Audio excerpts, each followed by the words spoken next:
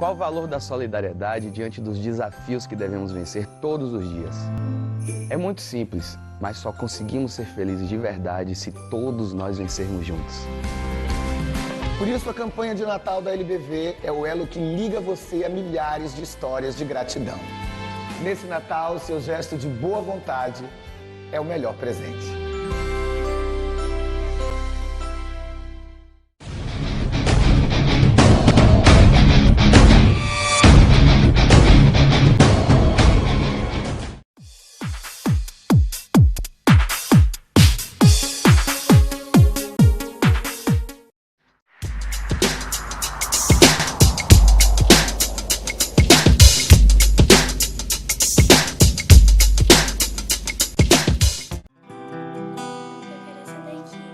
A nova oficina ortopédica da AACD é uma grande conquista para marcar os seus 15 anos no estado. Agora, os atendimentos por convênios e particular vão multiplicar e muito mais próteses e órteses personalizadas serão produzidas. Faça sua doação agora e ajude a AACD a concluir a nova oficina, transformando esse sonho em realidades como a nossa. Oficina Ortopédica da AACD, uma fábrica de novas realidades.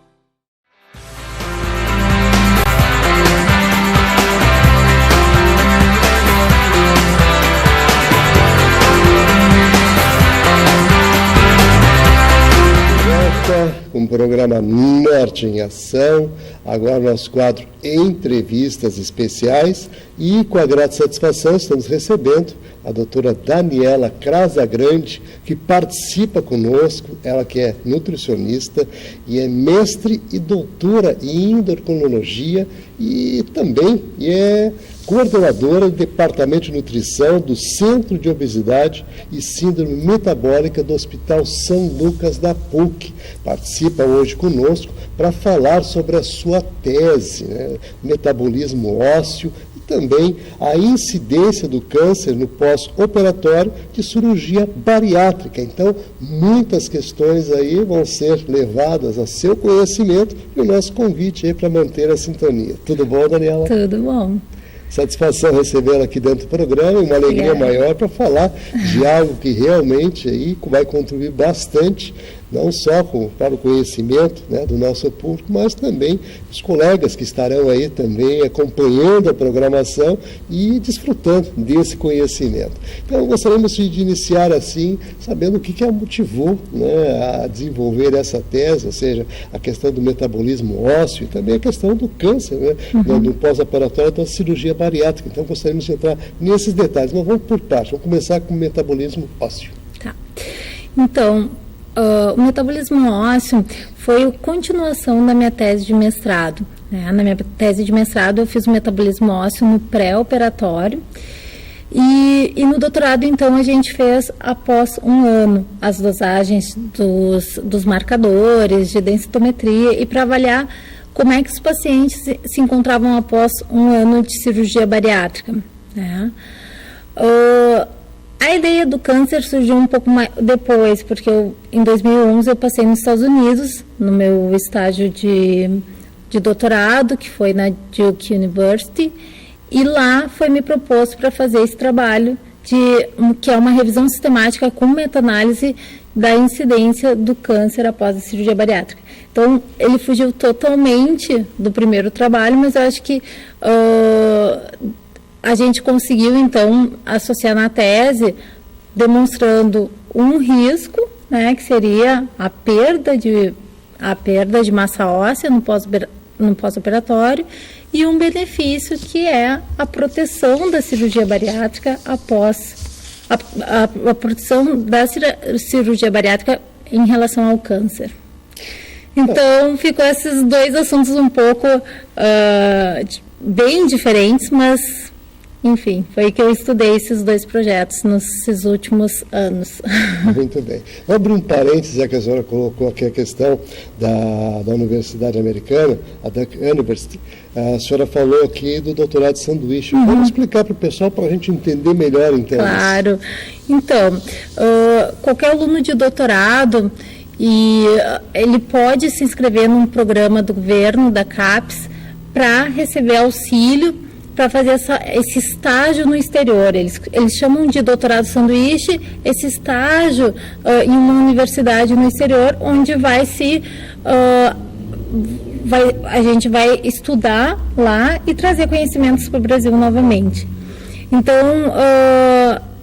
eu fazia doutorado na URGS e foi me oferecido, né, se eu gostaria de participar da seleção, e eu participei, e isso tu mandou projeto, ele é avaliado, e dependendo ele é liberado ou não.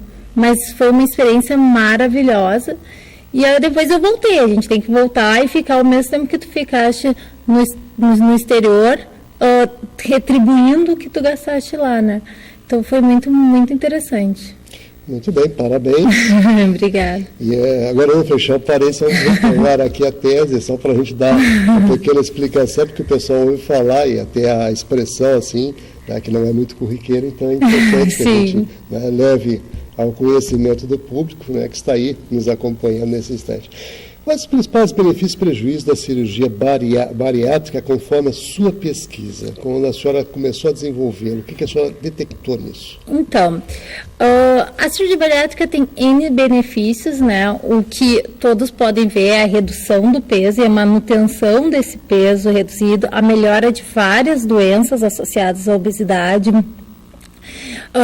entre outros benefícios, né, principalmente a melhora de doenças. Então esse paciente deixa de ser um paciente doente, muitas vezes a remissão ou cura da diabetes, hipertensão e entre outras.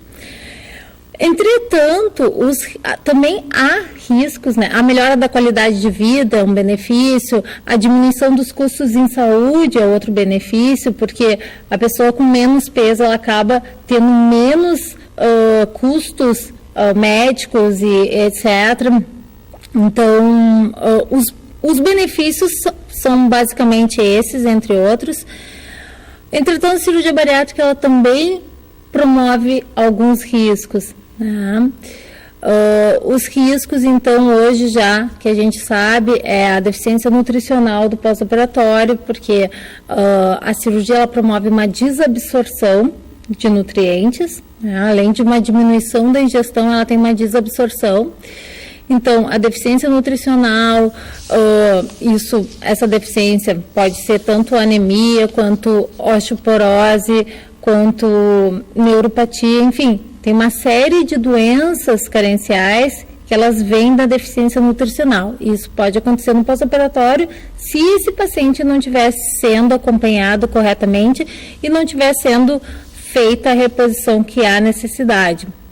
Eu queria deixar claro aqui que todos os pacientes em pós-operatório de cirurgia bariátrica, eles precisam de reposição de vitaminas e sais minerais. Todos. Então, assim, por que isso? Porque eles não têm absorção integral. Bem, então, dentro dos riscos que a gente estabeleceu na minha tese de mestrado, me interessava muito a questão do metabolismo ósseo, de como é que fica o osso desse paciente, o que acontece depois da cirurgia bariátrica, já que uma das técnicas que mais se faz, ela tem a exclusão da passagem alimentar do duodeno, onde é o maior sítio de absorção de cálcio. E aí eu comecei a estudar. Quando eu fiz a minha tese de mestrado, não tinha ainda muitos trabalhos sobre isso, foi muito interessante.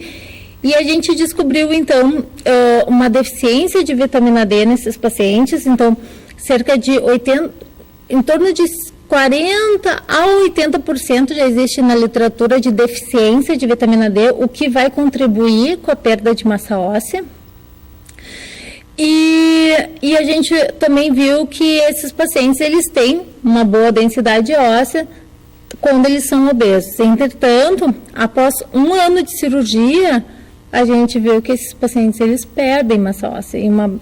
E essa perda, ela deve ser controlada e tem que ser reposto o cálcio, a vitamina D, e para tentar fazer com que esse paciente não perca mais peso. Então, basicamente isso, assim, o meu estudo foi para ver se havia perda de massa óssea no pós-operatório até 1 ano, e com certeza agora, no meu pós-doutorado, eu quero tentar fazer o estudo mais avançado, então pegar os mesmos pacientes e acompanhar 5 ou 10 anos, né, para que a gente possa então definir quanto que há de perda óssea. Bom, mas se repondo cálcio, se essa perda se estabiliza, e já se sabe que sim, né, mas cada pessoa tem um padrão, um limite de reposição, então isso tem que ser feito individualmente, mas basicamente isso. Muito bem, você falou numa coisa importantíssima aí, eu vou aproveitar e abrir um parênteses novamente, essa questão com relação à questão da vitamina D, do cálcio e a sua fixação. Dizem os especialistas e pessoas que têm um bom embasamento nesse sentido, que na verdade a fixação da vitamina D só se dá através do sol. Uhum. A necessidade da pessoa estar exposta ao sol para fazer essa fixação. Uhum. E eu gostaria que a senhora contribuísse com isso e também colocasse esses aspectos, porque é muito importante essa relação, porque hoje a gente vive muito, e muitas pessoas, principalmente as pessoas com mais idade, resguardadas dentro de apartamentos, de prédios, e praticamente não recebem incidência de luz solar.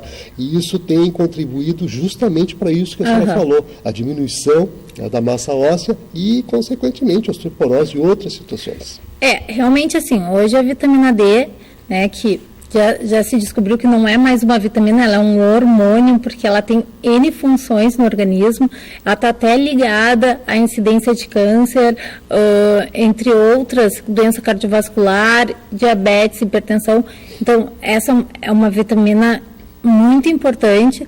Hoje se sabe que a prevalência mundial é em torno da deficiência é em torno de 40%. Né?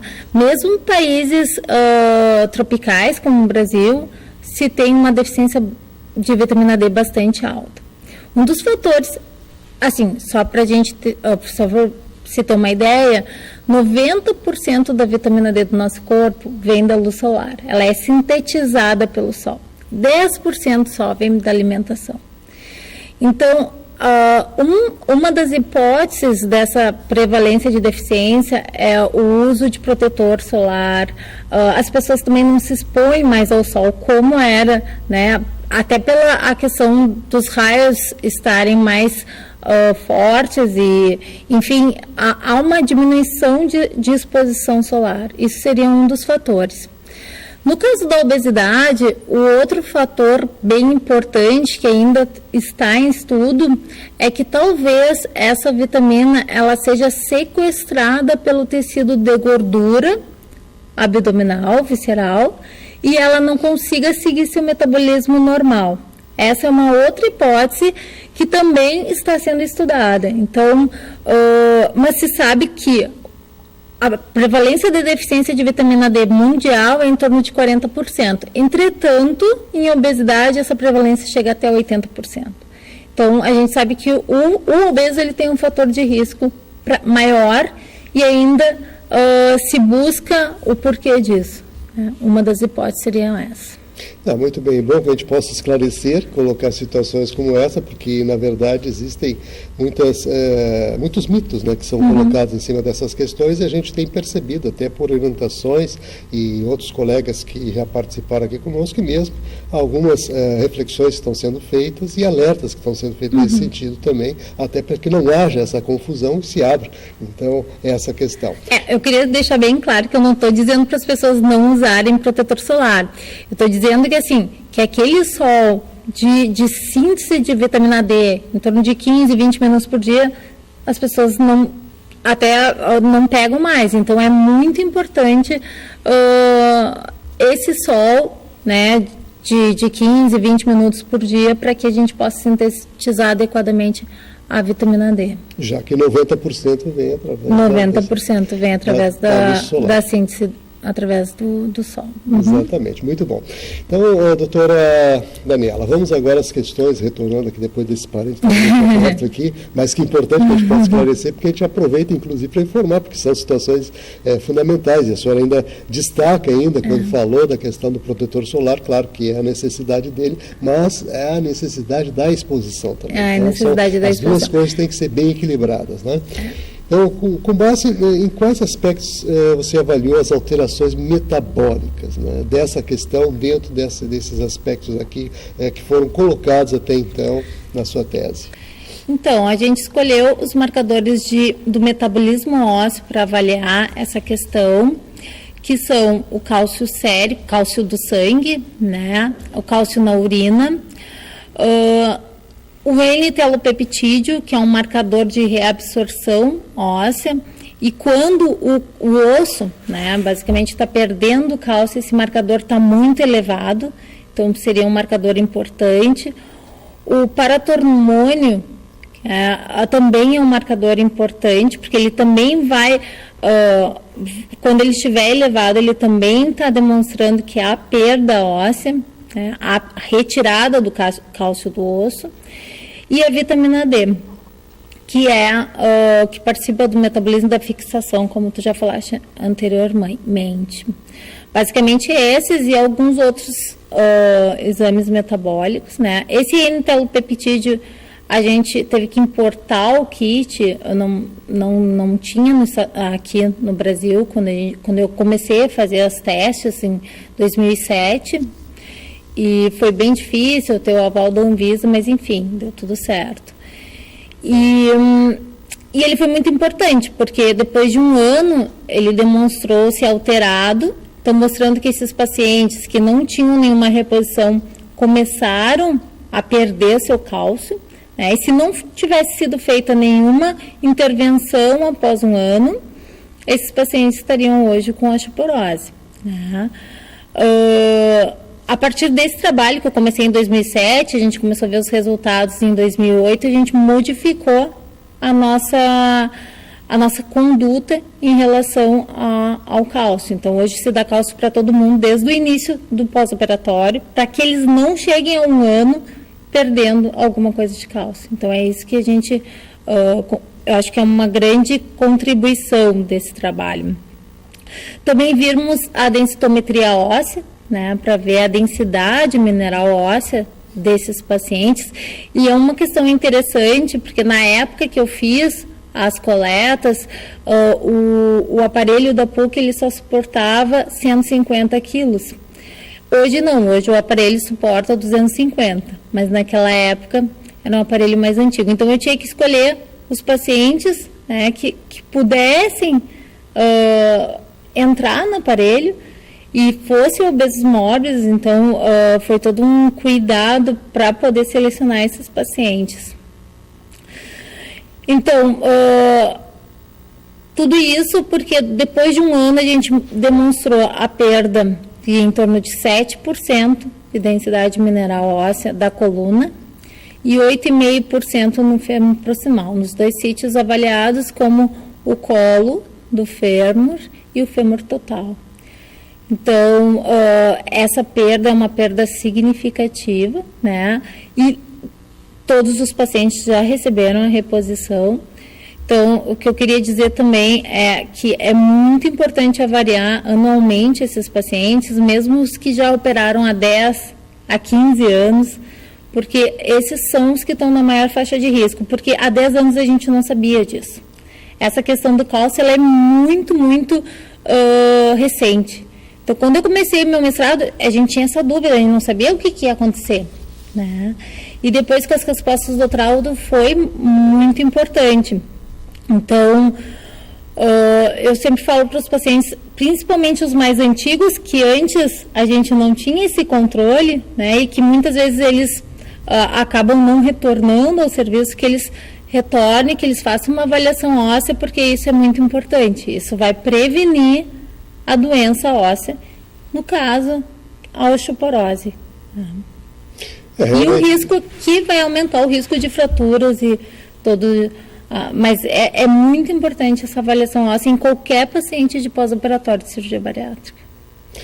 Muito bem, realmente tem aspectos muito importantes a serem considerados dentro desse estudo e que eu gostaria, inclusive, agora que a senhora falasse das contribuições a esses pacientes, né, através que esses estudos poderão gerar, em especial, no pós-operatório. Bom, na verdade, é aquilo que eu coloquei. O estudo ele gerou uma mudança de conduta, né? foi um dos primeiros estudos, assim, em relação, acompanhando essa tendência de cálcio. E aqui no Brasil já tinha tido um estudo em 2004 da doutora Luciana Elcadre. Tinha alguns estudos demonstrando com um número muito reduzido de pacientes que poderia haver alteração, né? Mas no nosso centro, para os nossos pacientes, esse estudo foi fundamental para a gente poder mudar a conduta e poder cuidar de uma forma mais cautelosa, nesse sentido que não se sabia anteriormente. Muito bem, então vamos aproveitar agora, vamos falar dos conselhos nutricionais para quem vai se submeter a uma cirurgia e qual o IMC, ou seja, o índice de massa corporal exigido.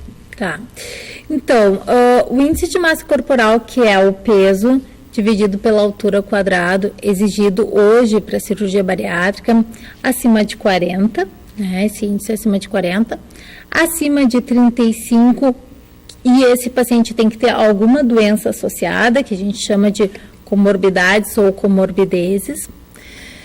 E acima de 30, já existe a cirurgia metabólica, que ela é indicada para pacientes principalmente com diabetes, né, em que esses pacientes vão ter um benefício muito grande e talvez até ter a remissão da doença por um certo tempo, ou ainda não se sabe se é a remissão total ou não.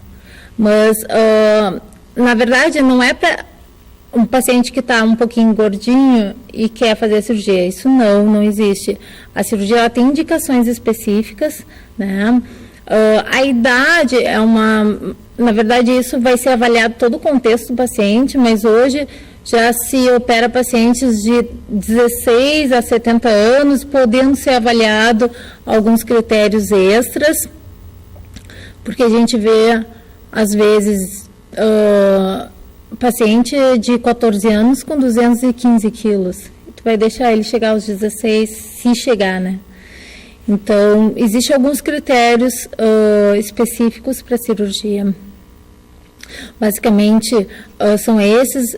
No grupo, os pacientes, no nosso grupo, que é no Centro de Obesidade, Síndrome Metabólica da PUC, o paciente, ele inicia por uma triagem, em que ele vai passar pela nutricionista, pelo clínico, pelo cirurgião, pela psiquiatra, pela enfermeira, para depois nós podermos avaliar se esse paciente tem ou não condições.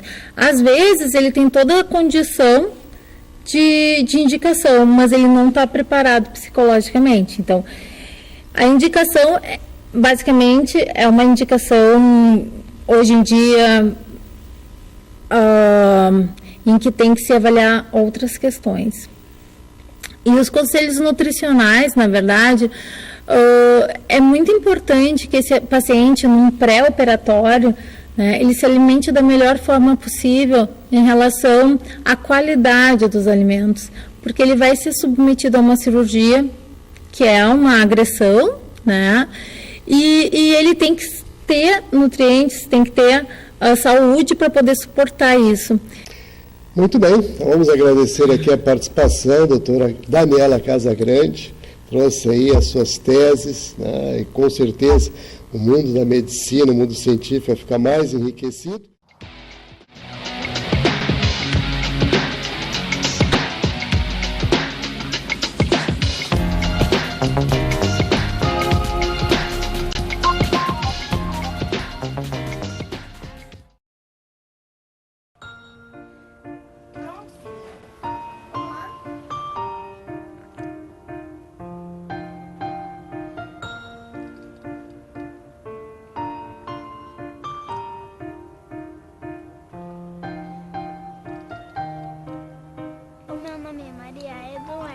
E a minha idade é 7 anos.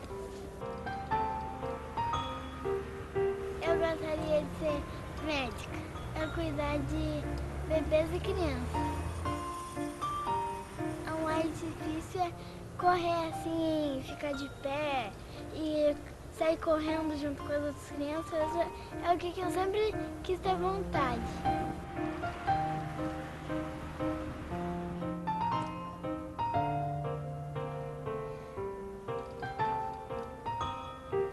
atividades que a gente desenvolve na CD são para que as crianças que saiam da CD posteriormente possam ser incluídas na sociedade, na escola, para que elas possam aprender a se movimentar e transportem isso para a vida delas. Eu consigo pegar uma criança e atender fisioterapia mais terapia ocupacional, fisioterapia mais fonoaudiologia. Nós temos a reabilitação virtual, a integração sensorial. Então a estrutura da CD nos proporciona, na verdade, um trabalho em equipe que é um grande diferencial para as nossas crianças.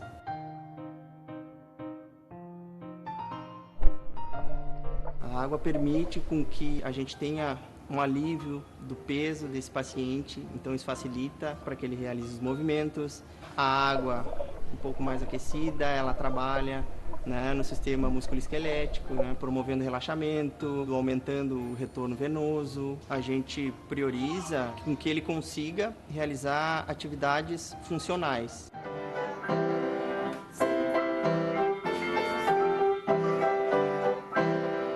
A musicoterapia estimula todas as funções neuronais dos pacientes, na cognição, e auxilia também nas outras terapias, porque as crianças, quando saem da musicoterapia, elas saem com as endorfinas em alta, então elas saem com a sensação do bem-estar. Isso facilita muito também as outras terapias, a fono, a psicologia, a multidisciplinaridade da CD, não é?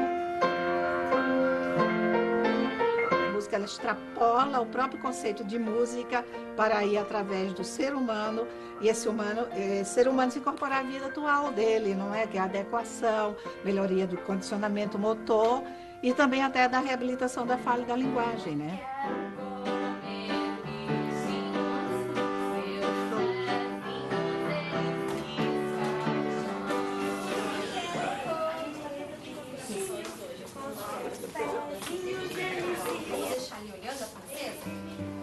Dentro do tratamento de reabilitação da CD, a terapia ocupacional tem como um dos principais objetivos fazer com que o paciente possa realizar as tarefas diárias dele, as atividades de vida diária, de uma forma cada vez mais independente. O que são essas tarefas? Se alimentar sozinha, se vestir, fazer a sua higiene.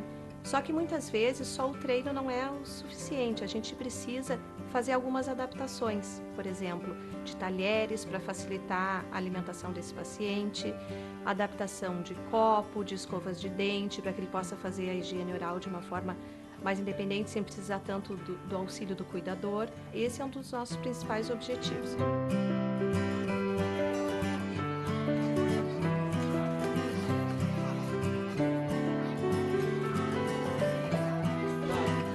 Maria Eduarda.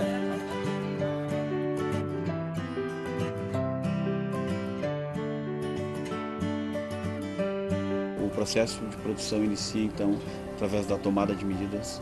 Após a tomada de medidas, o produto vem para dentro da nossa oficina ortopédica.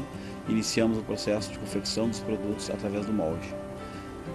Após feita a correção desses moldes, a gente passa por um outro processo, que é a termomoldagem. A gente usa basicamente materiais polipropileno, termolim, para fazer a confecção dos produtos. Após essa termomoldagem, os produtos vêm para a parte de acabamento e montagem que são realizadas nas bancas.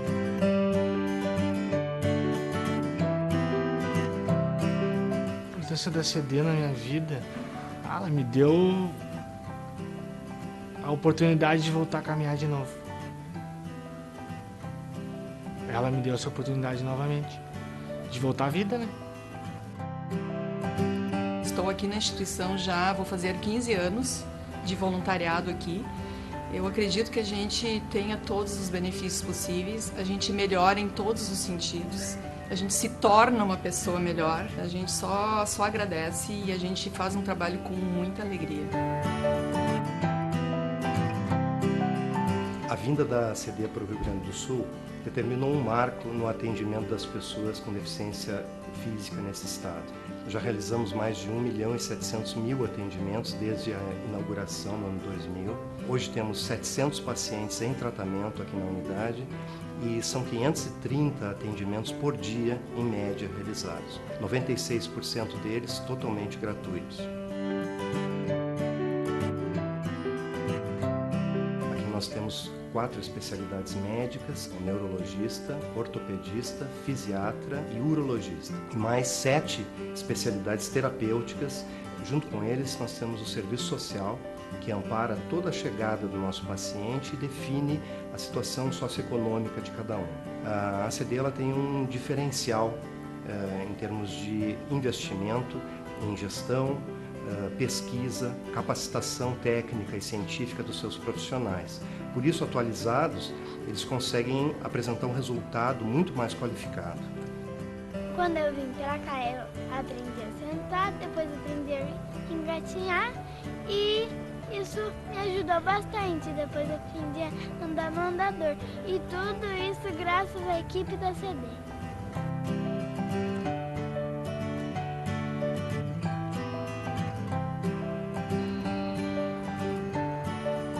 Eu e a Duda estamos muito felizes em fazer parte da ACD. Se você viu esse vídeo até aqui, agora é só nos ajudar. Deu? Aqui, ó.